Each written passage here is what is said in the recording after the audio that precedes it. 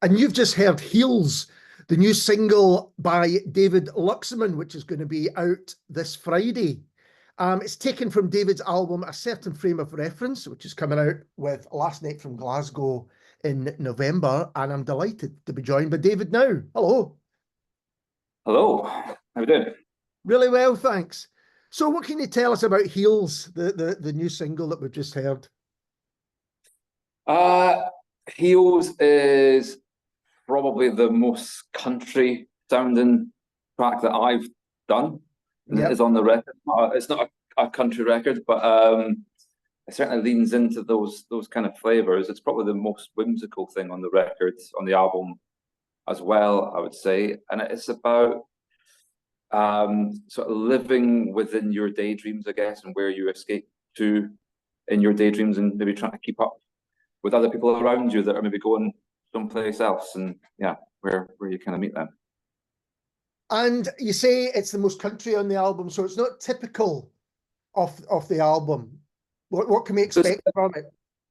Yeah, there's a bit of a kind of 50s feel to the album, I think, in certain places. There's a bit more of a sort of 50s ballad type feel to some of the tracks, or some of the influence, with a bit of a country tip of the hat as well. I've got Connor Smith on pedal steel on a few of the tracks on the record as well. He's done some really amazing stuff on it. Yeah, I think the palette, I guess, of this album is quite different to the last one. So if the last record was kind of looking at sort of 60s psych type influence, this is maybe a bit more of a more genteel affair in some places. But it's quite lush in its arrangements. There's some strings, there's brass, there's pedal steel, there's Hammond organ in there as well. So it's a bit more of a lush sounding record, I think, than the last one. Yeah, I mean, I've been listening to it over the last few days, and the production on it is quite rich, isn't it? I mean, it's lush is a good way of putting it. Yeah. I think the last record, it was intentionally a bit more rough around the edges, but we were also kind of impacted by COVID at that time as well, and how we put together. Whereas with this one, I very much kind of wanted to take a bit of a different approach with it, and I was lucky enough to get some support and funding from Creative Scotland as well through their open fund for this one, which allowed me to work with some other people and to make it a bit more of a lush affair or a richer affair as well. So this is the perfect example of just what that open fund, which has been much discussed recently, can do, and is there to do, really. Yeah, absolutely. I mean, I was literally sending the record out, or the week that we were kind of signing off on things was where the news kind of broke that the open fund was in peril, I guess. So it did hit home quite hard just how valuable it had been to me, but also people that I know and friends that were going through the application process at the time where the announcement was made. So I certainly couldn't have made this record in the way that it's been made without that support and that fund being there. So yeah, it's essential, really. Yeah, I think maybe people, they maybe do realize, because it's been in the news recently, but they maybe didn't, just how important that kind of funding can be, and not just for music, right across the arts. Absolutely. But I think with this record as well, the fund allowed me to employ musicians or artists and engineers and mastering engineers and pay them to work on the record, and without that fund, possibly wouldn't have been able to do it in the same way. So that one fund has potentially put money in the pockets of 7 or 8 different creatives. Yeah. So yeah, really important. And when in the process do you decide, oh yeah, this is how the album's going to sound? Is that almost determined by finances, that, oh, I can do this time, I can get these musicians in that I perhaps couldn't in the past? I think it was probably the other way around, in that as I started writing the record and the things that I was listening to and the influences, it became quite clear that I wanted it to be a little bit grander, and that I wouldn't be able to kind of play all the parts myself as I kind of did most of the parts on the last record. I needed to branch out a little bit. So that then kind of encouraged me to look for support. How can I make this a reality, really? And I was going to ask if working on this album was different from previous ones. What number album is this for you, David? This will be good question. It'll be number 2 as David Luximon, Yeah. which is my actual name, and then the one that came out before that was the Viva Rose record. So three in essence that I've kind of done in this way. And the second one was Last Night from Glasgow. Yeah. And for those who don't know, it might be nice to kind of talk a bit about your musical career, how you've got to this point. How did you kind of start making music and then recording it? Because I think, you know, did you start straight away thinking I want to be a recording artist, or was it live, or how did it start for you? Yeah, I think so. I mean, I started, you know, I imagine as most people do in their teens, I started writing probably about 18, 19 years old. And then I didn't have a clue about recording at all. I went to kind of, you know, volunteer at a recording studio in Edinburgh called the Groove Tunnel, which is run by Rod Spark, who also plays Hammond on this record. So I would kind of go down and help out there. In return, I got free studio time, so faffed around in the studio trying to figure out what I was doing. And then I moved down to London when I was in my early 20s as well, and was lucky enough to fall in with a group of friends who all happened to be either engineers or producers or worked in studios. So I was very, very fortunate in that I got studio access quite quickly and quite easily that I probably wouldn't have been able to do otherwise. And again, from the financial point of view, I wouldn't have been able to afford to pay to go into a studio. So I was lucky that I had people that liked what I was doing and wanted to kind of be a part of it, would invite me into the studio to go and do it, and you know, get to go and play in some really nice places like Rack, and you know, popping at, you know, I didn't record there, but got invited to come down and sit in a session in Abbey Road and places like that. So very kind of fortunate to find the people, and, you know, find the group of friends that I did. So that's, you know, that was kind of my introduction to it. And then coming back up here, I've continued to work with some of the people that I work with down there, and we've managed to. That's, you know, the benefits of remote working and COVID and coming up with new ways to record albums, is that this time around we're still able to kind of adopt some of those practices as well. So. And having the background from such a kind of early time in studios and being kind of comfortable in studios, I mean, that kind of makes sense to me, because your records always have a really strong sense of production. You know, some people's albums, it's like, well, we'll just do this live in the studio, and sometimes that's how they want it to sound. But I think there's a lot of work goes into yours. Is that right? Is that fair to say? Yeah, I think so. I certainly work. I mean, there's a lot of overdubs, there's a lot of sort of post-production. There's not a great deal that's. I mean, as nice as it would be to get everyone in a room, and it is certainly something that I would like to do, and that sort of romantic idea of sitting eyeball to eyeball with people in a room, and everyone, you know, hitting record and getting it all done in one take. It's just never been the way that I've practically been able to do things. And I think when you start thinking about other instrumentation and bringing in different layers to it, you know, taking a fairly staggered approach can kind of the way it just needs to be done, really. And again, just the people that I was working with at the time, and the other musicians or the other writers that I was around, that's how they approached a lot of the work that they did as well. So, you know, one of my close friends, a guy called Pat Whelan, who I learned an awful lot in terms of production and arrangement, and creating space within records as well. And that's certainly something I've taken forward. Yeah, creating space. I would say all your albums have that time to kind of. You don't throw everything at it. There's the songs kind of breathe is the wrong term, but you know, I get that completely. That's the hope, and if, you know, hopefully nothing's kind of getting in the way of anything else in a lot of ways. Sometimes it's great to kind of clash things together. That's, you know, that's part of the magic of it. But hopefully everything's got its own unique space in the track and in the mix, and it's just got that little bit of time to breathe, and nothing's too jarring. And what's your process in writing songs? Does it change, or have you got a kind of set process of how you go for it?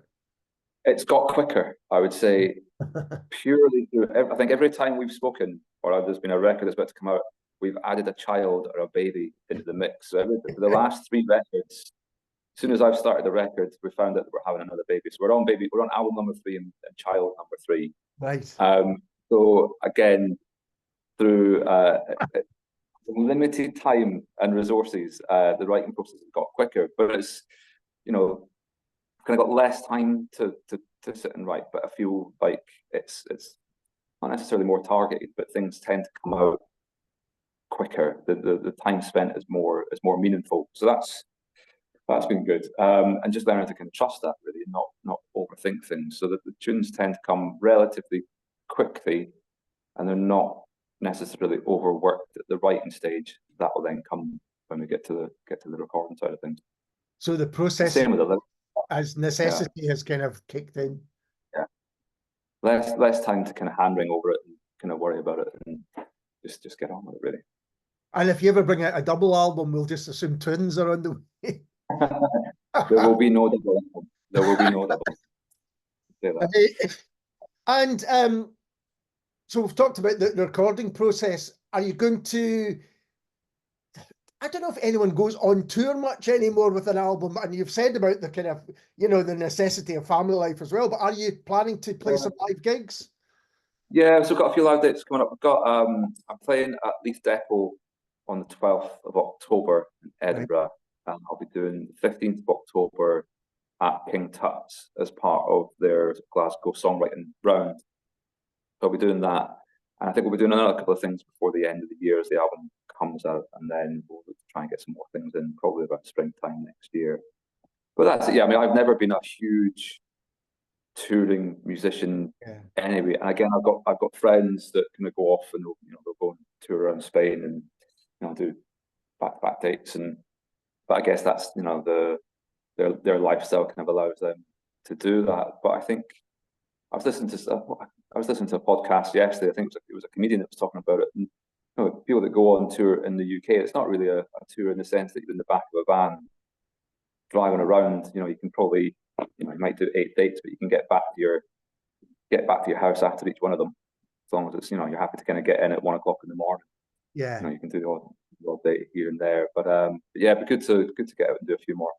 It's not the romance of the Midwest of America where you're gonna. No, yeah, exactly. Out in Joshua Tree somewhere in the back of a transit. Yeah, yeah.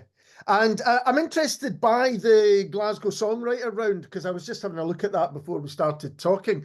So tell us a little bit about that, because it looks like a brilliant night. Yeah, I mean, to be fair, I probably can't tell you an awful lot. It'll be the first one that I've done, but just looking at the lineup that they've had along previously, I think they're getting some interesting people along. I know Annie Booth was there, I think, last week before. Right. He was also last night from Glasgow as well. So no, I'm looking forward to doing it. So but I think the idea is, there are like a songwriting round. You're up there, kind of collaborate a little bit and tell a little bit of stories behind the tracks and things as well. So as far as I can tell, it's free for people. It's free to come along to, I think. Yeah. It's on the 15th of October, as you said, which I think is a Tuesday night. And the other people on are Tara, Mike McKenzie and Steph Wood. And the only one I don't know there is Steph Wood, who I think is an Australian musician. So that's going to be a great night, I think. Yeah, it should be. I think that'll be, so the Leith Depot is first, and then that'll be the second gig. So yeah, I've had a little bit of a chance to have a run out a couple of these tunes. And Leith Depot's a good venue as well. It's a great place to see bands play. How's it going to look live? We've spoken that you've got certain musicians on the album. How are you going to approach live gigs? Will it change depending on venue? It might, yeah. I think it'll change as we go along. I think starting off, it'll be solo.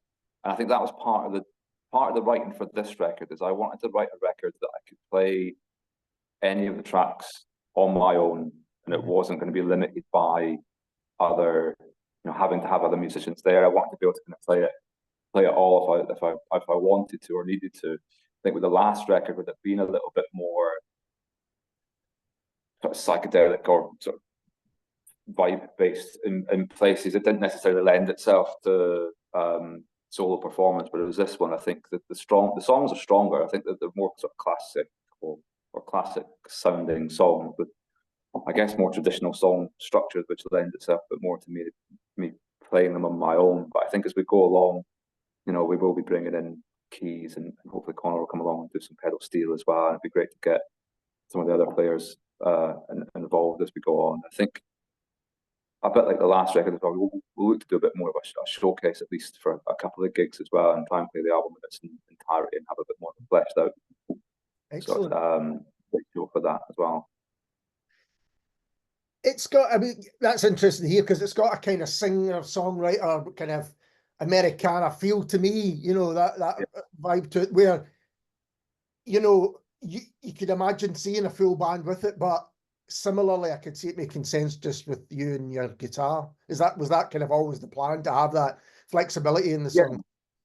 Yeah, absolutely. And I think the gigs that I've enjoyed the most playing tend to be those really sort of intimate gigs, sort of 50-60 capacity, where everyone's kind of on top of each other and you can hear a pin drop.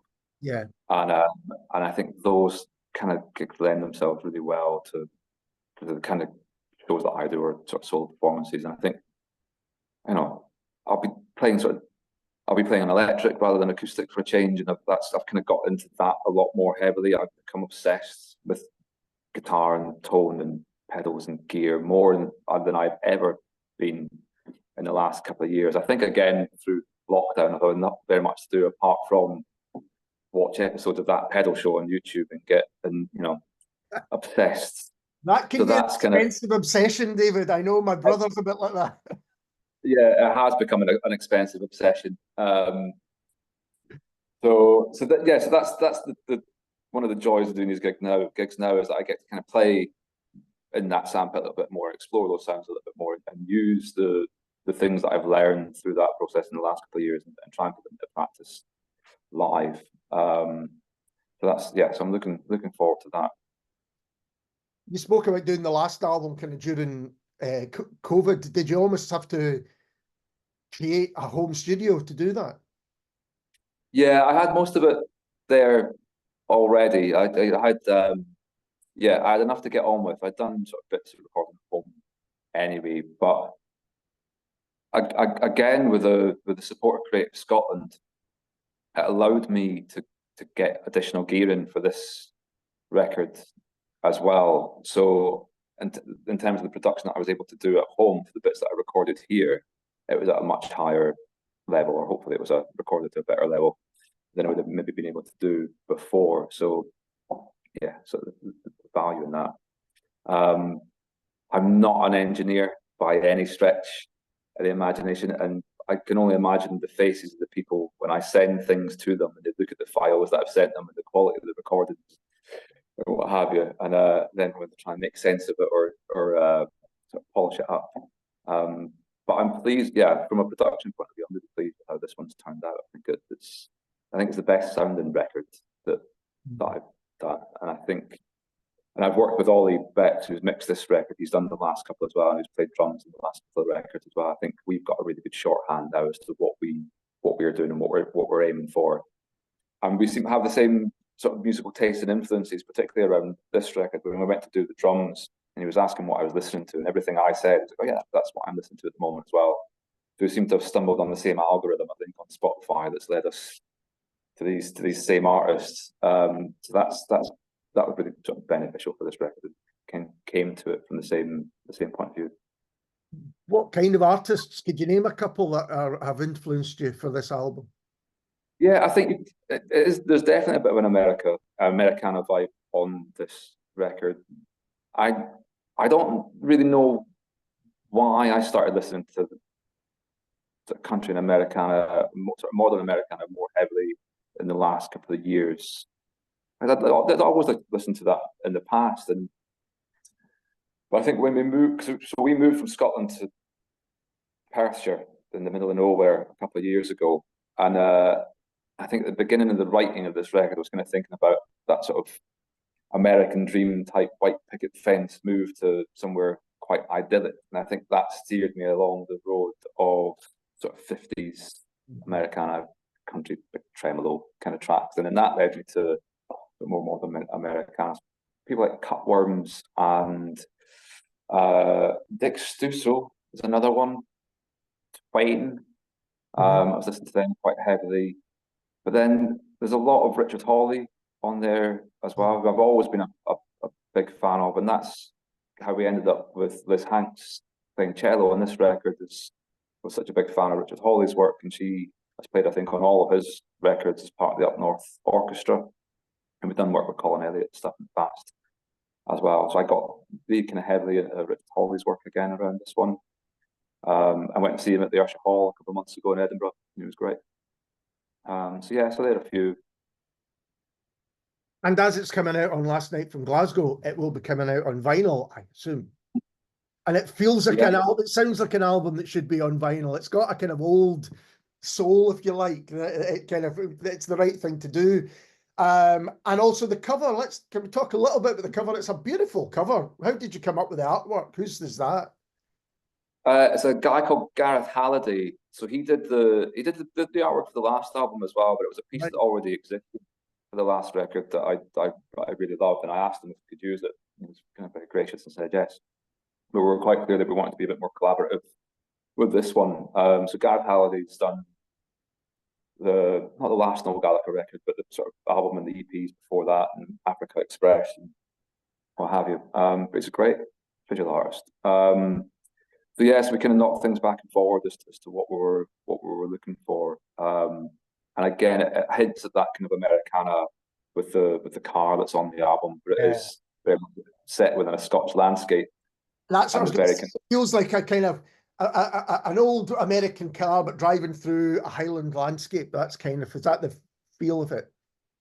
Yeah, with a very kind of with a very dark black cloud in the horizon. So it's quite an idyllic looking scene, but there is a bit of an undertone there is a threat, there is something kind of coming down the road as well. Maybe not a Joshua tree, but a lone tree as well, if I remember right. Yeah. But it's, I love it. It's kind of knocked it back and forward for a few months. But yes, it's a beautiful piece. Yeah. David, thank you so much for taking the time to talk to me. It's always a pleasure, and it's good to catch up with you. No, thank you very much for having me. Much appreciated. And this is David Luximon, and I'm taking you for a drive.